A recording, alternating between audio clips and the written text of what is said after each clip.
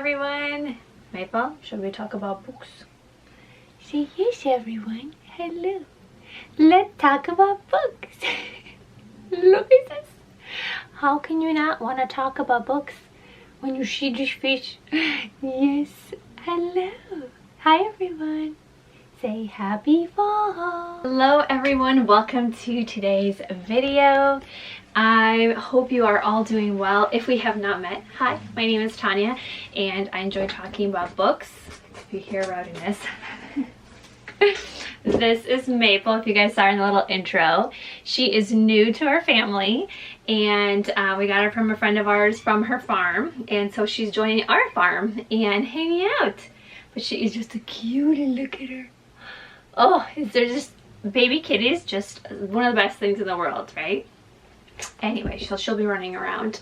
But I just wanted to discuss the books that I read in September and my TBR for October. So I hope you guys enjoy, and let's get into this. And as always, I'd love to know, post down below, what books did you read in September. I also wanted to share, I'll try to maybe include a B-roll because you can't really see it from just this angle.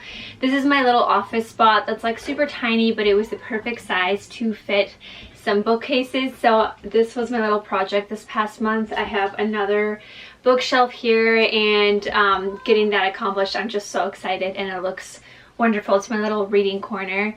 And yeah, but let's get into the books that I read in September. I actually ended up reading, I feel like a professor, I have my little notes here, but I ended up reading 6 books in September, and 2 more were DNFs. So 8, but 6 that were read and 2 that I DNF'd. So I will start with the books that I DNF'd just because I'm gonna get those kind of out of the way. So the first book that I DNF'd was The Best Thing by Mariana Zapata, and I mentioned this, I think it was on my TBR, and I wanted to try it out because I kept hearing a lot about it, and I thought, why not? This is great. It seemed people raved about it and had, like, I guess, a crazy epilogue. I ended up DNFing it, I think maybe after about 20-25%. The story of it, I think it had interesting potential. It just wasn't for me because I felt like it had a lot of that kind of like miscommunication. I really dislike that trope, and especially when it is grown adults. This story takes place with this woman, and she is 30 years in her 30s, and the male MC is also in his 30s. Like, they're adults, okay? It's not like they're children or teenagers or anything. Like, I could maybe see it.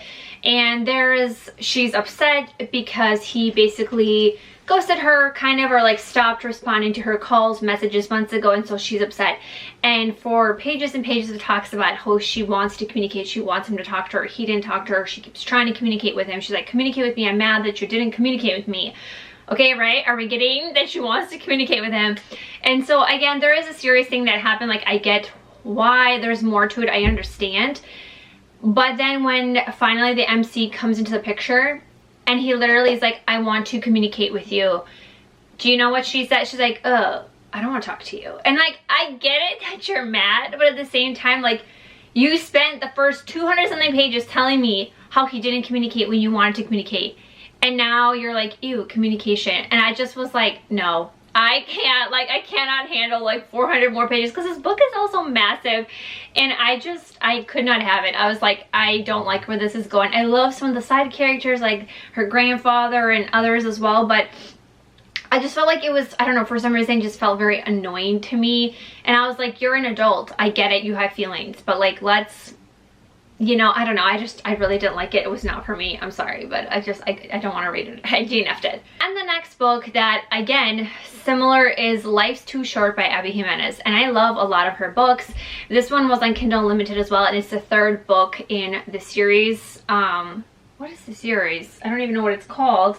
But I read the other 2 books. I enjoyed the second one, I think, the best, and I was curious about the 3rd one. This, again, to me, I felt like it was a big, just kind of like miscommunication trope. I don't want to give too much away, but basically there is this woman, and she thinks that you know, she might be dying, or she doesn't have a lot left time to live. And I was like, oh, that's kind of an interesting premise. There's a romance that develops with her neighbor, but the whole premise of the thing is, again, so she thinks that she has this disease or thing that has taken her other family members, like her mom, her sister passed away from it, and she's like, I have it. And again, and then it comes to find out, like, she's like, she didn't even go to the doctor to find out if she really had it. She was just like, oh, well, like, I have. I was like, you're self-diagnosing yourself, first of all. Like, if you knew, like, the doctor told you, like, yes, you have it, this is how much time, like, okay, I could see the premise of that story the whole time. And even people were like, did you go to the doctor? And she's like, no, it's just, and I was like, no, like, what are you doing? You don't even know. So I don't even know, honestly. In the end, probably, I didn't even read it. I was like, I hope obviously it ends well. Also, the other thing is, I felt like this did not even go with the other 2 books. The only way that it kind of did is because like, the characters from the other 2 books, they showed up in this 3rd one, but it didn't really have anything to. I felt like the series could have just been a duology with the first 2, and I'm like, this either, like, don't put it in this universe, or it should have just been its own book. I was like, this doesn't really have much to do with the other 2 books.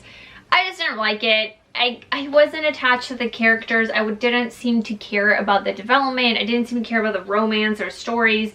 The whole time, I was like, just go talk to a medical professional and then you'll know for sure, and then go on with your life. Like, I wasn't here for it. I don't know. I'm sorry, but I just didn't really like it. And I got like 55% of it because I kept thinking, like, what would, and I just kept like going and going and going, and I was just like, no. So that was a DNF for me. The next book that I read, or one of the books that I read, they're not really in order, is The Great Divorce. This one was actually on my TBR, and I was proud of myself because I actually read some of the books from my TBR. So way to go, me.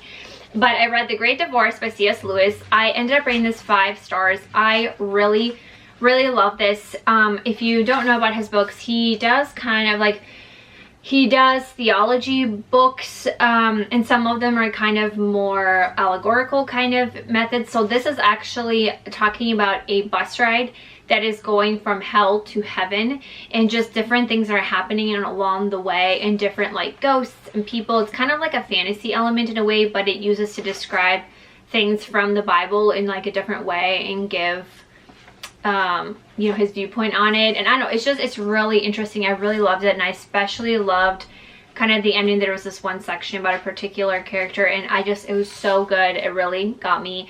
I just really enjoy his books. So this one was a great read by him. Then this one was actually a read aloud. This is I don't even know if I call it middle grade, but a kid's middle grade, maybe it is middle grade. Yeah, like it's 8 to 12, so middle grade. This is such a fun one. This is by Beverly Cleary, and it's Henry Huggins, and it's actually there's other Henry Huggins books in a series, and I'm excited to check those out and get them for my kids. But we do read aloud because I homeschool, and we just like, basically what it sounds like, I read to my kids while they're doing, for example, like their handwriting practice and things, and they really love this one. I rated it 4 out of 5 stars. It was just such a fun read. Like, it was even fun for me to read, even though like I'm reading it to them, but you know how like it's just fun for me also to read. It was funny. It follows stories of this guy Henry Huggins, this kid, and he ends up getting this dog that he finds, Ribsby, on the street, and just like the shenanigans that I get into, and kind of like the neighborhood kids. I think this takes place in the 50s, around there, so just like during that time period, and it was just really fun. And a lot of those stories focus on different animals or pets or things that he's getting into, and my kids love that. Like, we have a bunch of pets at our house, animals, so it was just a really fun one. So I'm excited to try the other books in this series. But if you're looking for a good middle grade, or just something fun for you to read as well, this was a good one. I really liked it. Then another book that I actually did finish from my TBR last month was Ruthless Vows by Rebecca Ross, and this is one that I've been trying to finish for a long time, and I finally did. I ended up rating it 3 out of 5 stars. I will say that I was a bit disappointed by this one compared to the first book. I love the first one. I just felt like a lot of that kind of like tension or buildup of getting to their relationship of Iris and Roman from the first one wasn't there in this one, because a lot of it, they were separated for the majority of the book. I do have to say, I love the writing of the author and how she writes in a very like beautiful lyrical way. I also really love the elements of the magical typewriters. That was one of my favorite things from the first book, so I love that that's still present there, and some of the other friendships and side characters. But just something about this the pacing felt a bit slow for me. It finally picked up towards the end. But I think it ended well for that series. Like, I think for the duology, like, it was a good end to the story, but it was not my favorite. And I'm glad for the happy ending and how things got resolved, but it just, yeah, I don't know, it didn't hit the same as the first for me. And the next book that I read, and I'll show them up here, is The Villa by Rachel Hawkins, and she is slowly becoming one of my favorite kind of thriller mystery authors. I mentioned a few videos ago that I got into reading some of her other books, and this one was another one by her that I was curious to try, and I was not disappointed. I really liked it. It follows the story of two friends, Emily and Chess, and they are like in the present time, and they are kind of like former best friends, still kind of friends. They kind of have almost like little frenemy vibes, and they decide, like, one of them, Chess, is doing really well. She's kind of like does podcasts and she's an established author. Meanwhile, the other friend, she's kind of struggling a little bit more. She's going through the divorce, just challenges in her life. And so her friend Chess decides, hey, let's get like a girls' summer and we're gonna go to Italy for the summer. And they go to this villa that has this mysterious past, and in the past, I believe it was like in the 70s, there was a murder that took place there was like a rock star, a musician, and these two women that were sisters.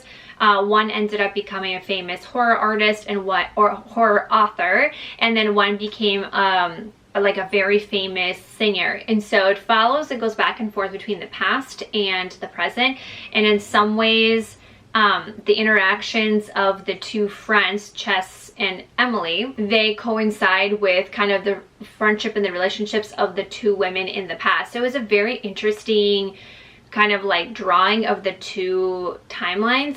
I just really enjoy her writing. I feel like it's engaging, it's interesting. It almost had a little bit of that gothic feel, even though it was in the summer. And I loved the elements. A lot of times, this was similar in the other book by Rachel Hawkins. She kind of combines like news articles, lyrics, not just like regular written chapters, a lot of different elements, and it's just a very engaging world, and I just really enjoy how she writes her characters. And yeah, so I'm really excited to try other things by her, but I give it a 4 out of 5 stars. I did really enjoy it, and I thought it was a really great, fun read. I think if you love atmospheric, especially for fall, again, I say it takes place in the summer, but it has like gothic, like there's elements of a horror story writer, like it's just very cool. Kind of like 70s rocker era. It makes me think of like a little bit like Daisy Jones and the Six, almost that kind of vibe. I think you will like this book. And the next book that I read is This Could Be Us, and I ended up rating this 3.5 out of 5 stars. This was a book that was new to me from this author. I've never read anything by her, and it is a romance. And I really have to say, in the beginning, I really got sucked in. I could not stop reading. I was really into the story. And it follows the story of Soledad, and she is married, she has children, and it's kind of, you're just seeing things kind of have challenges in her marriage, and then something really kind of shocking happens that places, I guess, like almost like tears her life apart. And so you're seeing her navigate through this new process in her life and like what's happening, and she has to navigate still being a mother to her children while also dealing with like, how do I do this as a woman, as a wife? It's just very interesting. It also follows Judah, and he is a gem. He's a wonderful male MC. I really enjoyed reading his side of the story and where he comes from. I also have to say, being a woman and a mom in my 30s, I enjoyed also reading a romance book about characters that I think they're in like their mid 30s, early 40s. It was just nice to read about like full-fledged adults dealing with full-fledged issues, because I feel like, and again, nothing against a lot of the romance books, I love them, but they're always like, I'm 19, I'm 18, which is nothing wrong with that. Again, I read a lot of those, but I think sometimes it's nice to have variety and just inclusion of other adults and what happens like after, because I feel like so many books are like, we're 19, we're in love, got married. Yes, I'm like, what happens after? Like, give us stories of more of life, what happens to you in your 30s, in your 40s, and on. So I really enjoy that element of the story. So I think if you're someone in your 30s and 40s, like, I think you would like to be seen a little bit more in romances. So that was really nice. I do have to say though, I felt like halfway and a little bit to the end, it got a little bit slow for me, and so the pacing just kind of like, I wasn't into it as I was the first half of the book, but it was engaging. I really also just love the friendships that are within the story. So there's a lot of great female friendships, and her relationship with her daughters is really great as well. So I thought that that was a really interesting element and that I enjoyed. I'm curious about trying out some other books in the series. This technically was, I think, book 2 in a series, but it definitely can be read as a standalone. But I'm kind of curious about trying out the first book because I think it has to do with her friend as well. So I'm curious about trying it out. And the last book that I read in September is The Women by Kristen Hanna. Now, I will say that Kristen Hanna is one of my favorite authors, and I did actually really enjoy this book. I feel like there's not one book by her that I don't enjoy or feel like very negative of. I ended up rating this 4.5 out of 5 stars. I will say that this is not one of my favorites by her in a few different ways. Okay, I'm getting ahead of myself. So firstly, this follows a group of women during the Vietnam War, which I felt like I really enjoyed. What I love about her books is because they're historical fiction, you really learn about a certain part of history, and she really delves into that, and you end up like just learning so much more, because I felt like I didn't know much about the Vietnam War in general, but especially about women's role in the Vietnam War. So that hands down was wonderful. I love that element of it.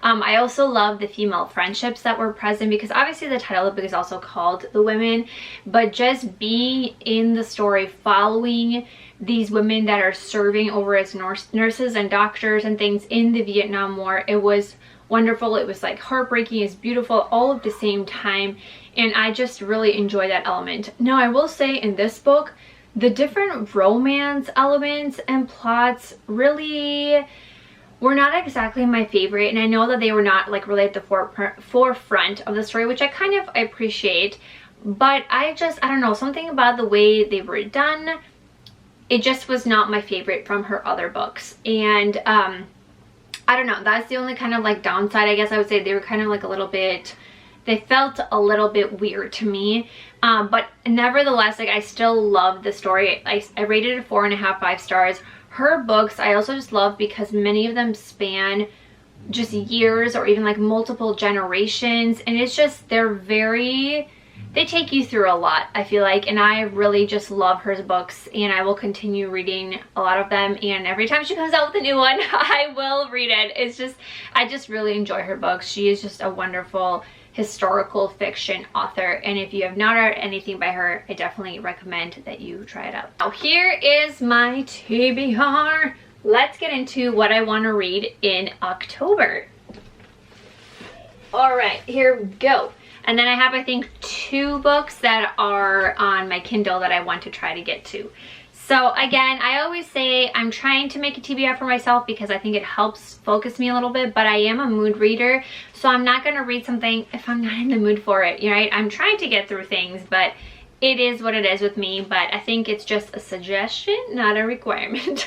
So here we go. So one of the books that I added was this book that I found on my library book sale cart or discard card, but it's Flipped for Murdered, and it just seems like a cute little, it says The Country Store, like cozy mystery, and I'm just kind of in the mood, right? It's fall time. I am not a scary book reader at all. You're not going to find any horror or super scary stuff because I can't do it. I'm a baby.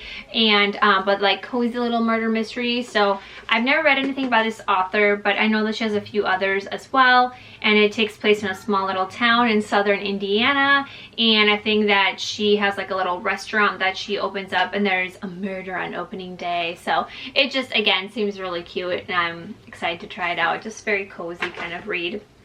Now this next book, I don't know how to read this, but it's Kyland, I don't know, but it is by the author Mia Sheridan, who did Archer's Voice, which I wasn't a super huge fan of that book. I didn't mind it, but I'm curious to try this out. It's a romance, and I picked this out for my romance this month if I kind of feel up to it, but it says, dirt poor, hillbilly, backwoods hig, mountain folk.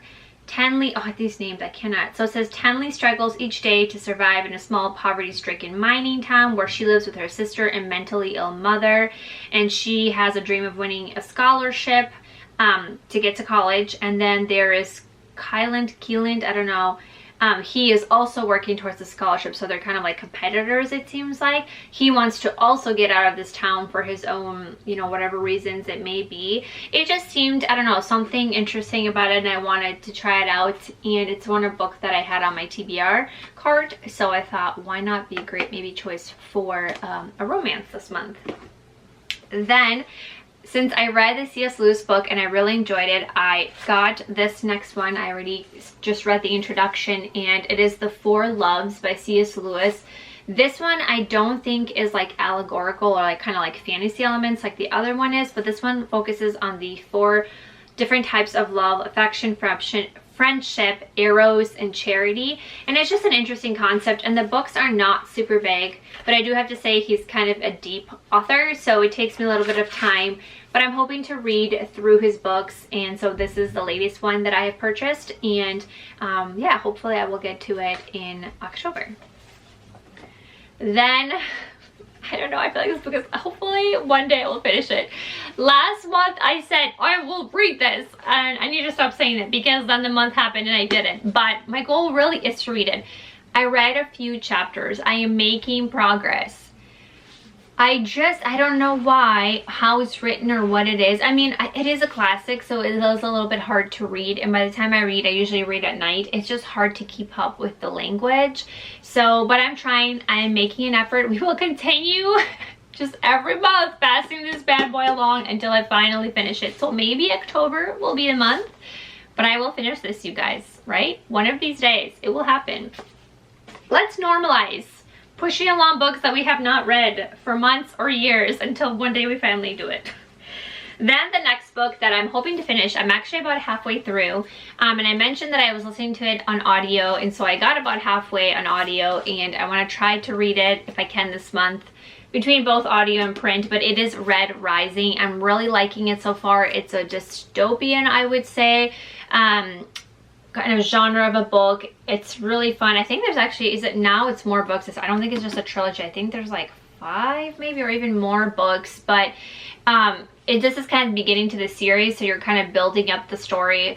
I don't want to give too much away, like a lot of it away, because it is kind of an interesting world and a lot of things happen.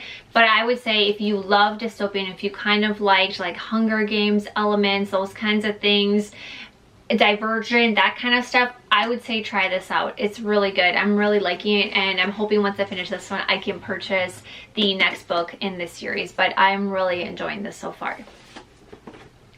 Then this next book, this is a library, some books I'm hoping I'll get to reading it soon, but it's Between the Sound and Sea by Amanda Cox, and I don't think I've read anything by her. I think there's one book that I'm curious about from her, and it says here, I don't even know much about it. I think it's about, yeah, Lighthouse. It just seemed very interesting, atmospheric. It says every family has its secrets. Josephina, or Joey Harris, won't mind if her family still had a few of their own after a lawsuit tarnishes their name. And then an opportunity opens to become a temporary keeper of a decommissioned lighthouse on a North Carolina island. She takes the opportunity to get to the small town and escape all the scrutiny from this lawsuit. And then she starts discovering strange notes like tucked around the lighthouse, in the walls and things like that. Pages ripped out from a log, and stuff is just going amiss on the island, and that just sounds interesting to me. People are convinced that there's like a ghost that lives in there, but she thinks it's something else, and so it's kind of like a mystery element. So I'm very curious to try this one out. It just seems like a good read, and I've been hearing a few good things about this author as well, and I'm curious to try it out. Then this one is a middle grade book that my daughter and a lot of the kids at our youth group at church are obsessed with this series. So my daughter has started reading the graphic novel. She's 8, and she was like, Mom, you need to read like the original big book. So it is The Keepers of the Lost Cities.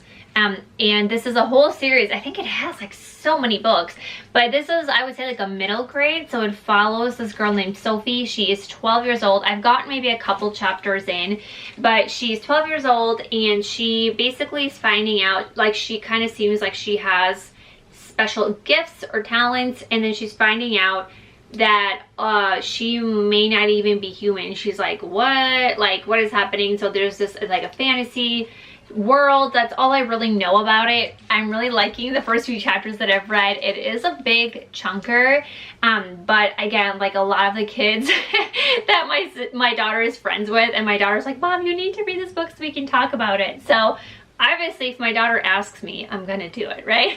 So this is one other read that I'm hoping to get to this month. But you'll see it is actually a pretty easy read, even though it is like a big chunker. It has like bigger font, and it goes pretty quick because it is middle grade. But yeah, so we shall see. And then I have two books that I always like to pick a couple on my Kindle, just because that way, you know, I have something that, you know, something on my Kindle and something that's in print and a few different varieties. So the ones that I would like to maybe try to get to is A Noble Masquerade. I don't know much about this at all. I just saw a recommendation for it, and I've just been very kind of like in a Victorian vibe. I've just been in that mood where I want to kind of read like Regency, Victorian romances, mysteries, all that kind of stuff. And so this one I just saw as a recommendation for that kind of genre, and it also is the beginning of a series, but it's called Noble Masquerade. Like I said, it's part of the Hawthorne House books, and this is book number 1. Oh my gosh, this sounds so good. Oh, okay, wait, let me read this to you guys. Okay, so it says here that so entering her 4th season and approaching spinsterhood in the eyes of society, she pours her innermost feelings out, not in a diary, but in letters to her brother's old school friend, a duke, with no intention of ever sending these private thoughts to a man she's heard stories about but never met. Meanwhile, she also finds herself intrigued by Marlowe, her brother's new valet, and although she may wish to break free of the strictures that bind her, falling in love with the servant is more of a rebellion. When Marlowe accidentally discovers and mails one of the letters to her unwitting confidant, she is beyond mortified and even more shocked when the Duke returns her note with one of his own that initiates a courtship by mail. Okay, I need to probably get into this like quick. I hope this also has letters, right? Like that would be, oh, this sounds wonderful. Oh, I'm so excited for this, you guys. That hits my historic, like Regency. That sounds wonderful. The romance, like, oh, that sounds so good. Oh my gosh, yes, I want to read that. So that is one of my Kindle choices, so beyond excited. And then the next one that I also found, you'll see I have similar likes and things. This one is also a Regency book, and this one is from a different series. It's part of a series. This one is also Regency England. It also has letters. I love stuff with letters, you guys. It says, in Regency England, one letter will alter a young woman's fate when it summons her to Briarton Park, an ancient estate that holds the secrets of her past and the keys to her future. Oh, that just also sounds so interesting. Yeah, so it's a letter from Briarton Park. So we'll see if I get to those, but I'm so excited about all these possibilities in my TBR. So that is it. So we shall see what we get to, and I'm excited to see you guys in my next video. Thank you so much for stopping by, and I'll see you in the next one. Bye.